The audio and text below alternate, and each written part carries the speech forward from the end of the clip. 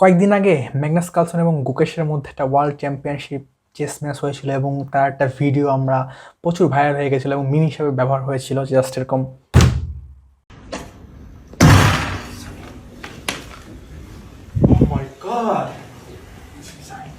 যাই হোক, আমি হালকা পাতলা চেস খেলি, আমার হলো 1000-এর আশেপাশে। আপনারা যদি কেউ ইচ্ছুক হন আমার সাথে চেস খেলে আমাকে হারাতে, তাহলে আপনারা কমেন্টে জানাতে পারেন। আরেকটা হলো যে আজকে আমি যে কারণে চেস কথাটা এনেছি বা দাবার কথা এনেছি, বিকজ হলো এখন আমি যে বইটা রিভিউ করবো এটা হলো দাবা সম্পর্কিত, দাবাকে নিয়ে সুব্রত বর্মনের লেখা শোধ। বাট আপনি যদি দাবা নাও জানেন, আপনি বইটা খুব সুন্দরভাবে পড়তে পারবেন। সো দাবা জানা বা না জানার উপরে বইটা নির্ভর করছে না, বাট এটা আসলে কী নিয়ে, মূল কনটেক্সটটা আসলে কি। এটা হলো দাবার সাথে আমাদের মুক্তিযুদ্ধর 1971 সালে মুক্তিযুদ্ধের একটা কোলাবোরেশন, একটা সমন্বিতভাবে একটা গল্প উনি আসলে লিখেছেন। আমি আপনাকে এক্সপ্লেন করছি, আবার যেহেতু এটা একটা ফিকশন বই, আমি আপনাকে সম্পূর্ণটাও বলবো না, জাস্ট একটু কাহিনীটার হালকা হালকা ছোঁয়া দিই যাতে আপনি আসলে বুঝতে পারবেন। সুব্রত বর্মন উনি একজন খুব ভালো এবং বিখ্যাত একজন লেখক। তার একটা বই পড়েছিলাম আমি, সুরাইয়া। ওটা পড়ে আসলে উনি সুরাইয়া লিখেছেন হলো জাদু বাস্তবতা নিয়ে কতগুলো ছোট গল্প ছিল, বাট এটা একটা উপন্যাসিকা বা উপন্যাস আমরা এটাকে বলতে পারি, প্রথম থেকে প্রকাশিত হয়েছে।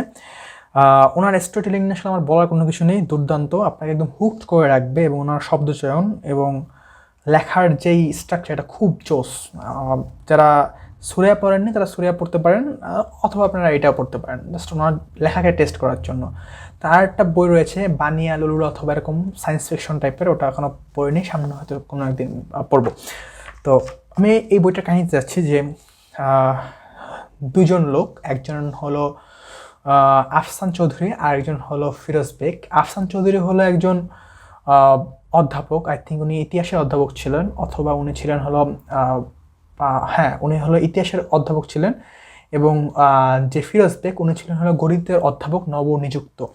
সো ফিরোজ বেগ হলো খুব প্রফেশনাল চেস খেলে, মানে উনি হলো যে ইস্ট পাকিস্তান, পূর্ব পাকিস্তান চেস চ্যাম্পিয়নশিপ বা জয়ী হয়েছিলেন, একদম ফার্স্ট প্লেস অর্জন করেছিলেন। এবং আফসান চৌধুরীও চেস খেলেন, বাট উনি চেস খেলেন হলো যে মানে মজার জন্য, time spending first. But Firoz Chowdhury chess খেলে হলো প্রতিযোগিতা, কম্পিটিশন। হ্যাঁ, আফসান চৌধুরী চেসকে তার একটা ফান হিসেবে নেন, এবং ফিরোজ বেগ চেসকে একটা কম্পিটিশন, এবং সে আসলে তার প্রতিদ্বন্দ্বী হিসাবে ব্যাপারটাকে নেয় যে আসলে। বাট আফসান বেগ ব্যাপারটাকে একদম নর্মাল নেয়, সে প্রতিদ্বন্দ্বীকে মানে বন্ধু ভাবে, সে সবার সাথে আসলে এই নিয়ে আসলে খেলে। বাট যেখানে আসলে মোড়টা ঘুরে যায় সেটা হলো এই আফসান চৌধুরী ফিরোজ বেগকে যে আসলে ইস্ট পাকিস্তান চ্যাম্পিয়ন, তাকে আসলে হারিয়ে দেয়। এবং সেখান থেকে আসলে কাহিনী শুরু, যখন হারিয়ে দেবে, এবং তারপর থেকেই আসলে আপনি আস্তে আস্তে প্লটটা মুক্তিযুদ্ধের মধ্যে যাবে। হ্যাঁ, যে আসলে পাকিস্তানিরা কীভাবে আসলে পাকিস্তানরা আসলে কীভাবে বাংলাদেশিদের উপর অত্যাচার করেছে। আফসান চৌধুরীর কিছু রিলেটিভ এখানে যুক্ত হয়ে পড়ে, এবং লাস্টের দিকে কি একদম বুম, লাস্টের দিকে আসলে আপনার পড়ে এই বইটা আসলে মুখ কাটবে না। হ্যাঁ, যে আসলে চেসকে কি লেভেলে নিয়ে যেতে পারে। এবং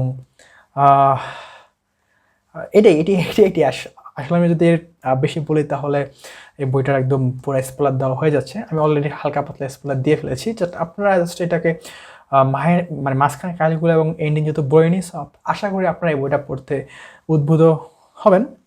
সো এটাই পড়বেন, বইটা খুব ভালো একটা বই, খুব ছোটো একটা বই, বাট অনেক ইন্টারেস্টিং। এক বসাতে পড়ে ফেলতে পারবেন, 4-5 ঘন্টা হয়তো লাগতে পারে। সো এটাই আজকের ফিকশন আলাপ। সবাই ভালো থাকবেন, টাটা।